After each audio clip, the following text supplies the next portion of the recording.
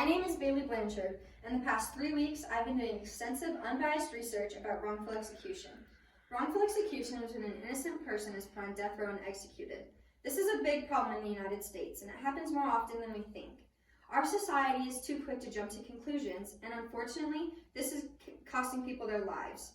Over 4% of inmates on death row are innocent, and that does not include inmates who have already been executed. After you hear the stories of these innocent people and how often wrongful execution happens in our society, you will surely understand how big of an issue it truly is. A typical jury tends to be too quick when assuming if a person is truly innocent or guilty. A jury doesn't know what is actually sufficient evidence or what isn't. We need to educate our society on circumstantial evidence, and we need to require classes to be given in order to be able to do jury duty. Delbert Lee Tibbs is an example of somebody whose fate was decided based on jurors who don't know what circumstantial evidence is. Delbert Lee Tibbs was a black man in Florida whose skin color determined his fate. A jury decided that because his skin color matched the one of what the victim said and nothing else, that he would be convicted. Fortunately, the Florida Supreme Court remanded Tibbs' case and said that it had been tainted from the beginning. Not everyone is as lucky as Tibbs, however. Claude Jones, this is a picture of Claude Jones and his wife, and Jones was convicted based off of hair found at the scene that was said to be his. It was later discovered that it was not his, it was in fact the victim's. A jury looked past the fact that it had not been DNA tested, and this could have saved Claude's life. Unfortunately, they were too late. Another problem in our court system is that the judiciary system doesn't enforce its own teachings, and they don't practice what they preach. Judges know what evidence is acceptable and what isn't. They should be appealing cases when they know the evidence that is used to convict someone isn't truly sufficient. Defense lawyers can also lead to wrong convictions.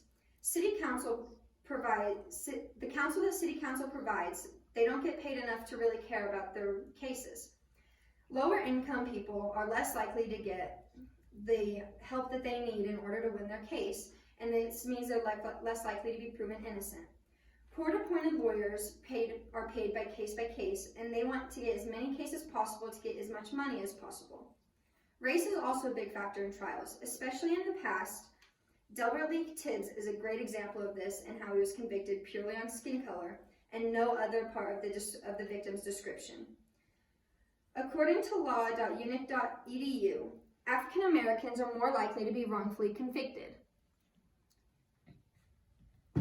This website goes over all of the different statistics that go along with African Americans and their wrongful convictions, from murder to sexual assault to drug cases, all of the above.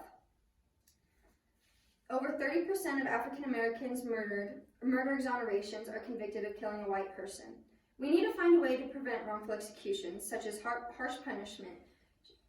Such a harsh punishment should have 2 trials. They should have 2 trials with 2 different juries and 2 different judges. While it will take more time, having more thoughts and opinions can save someone from being executed if both trials have different outcomes. Then we'll do a 3rd trial with 3 different judges and the 3rd different jury. This will help secure whether or not somebody is truly innocent or guilty. We can also pay defense attorneys more and this will increase case motivation. Low-income people will have a better chance of winning their cases because more people will be on their side. We could also require more evidence and have specific people and experts to declare if evidence is sufficient or not. Evidence needs to be more concrete. Our courts lack sufficient circumstantial evidence. It is seen as real evidence. If a community is taught what evidence is sufficient, we will have less circumstantial evidence being used. In conclusion, we can help stop wrongful execution if we educate our jurors ahead of time, require judicial systems to be more strict, and put new systems into place. I'm going to show you some statistics about how many people are truly exonerated. In 2010, over 30 people were exonerated for cases that they didn't even commit, and they had all been in jail for years. Just in 2020,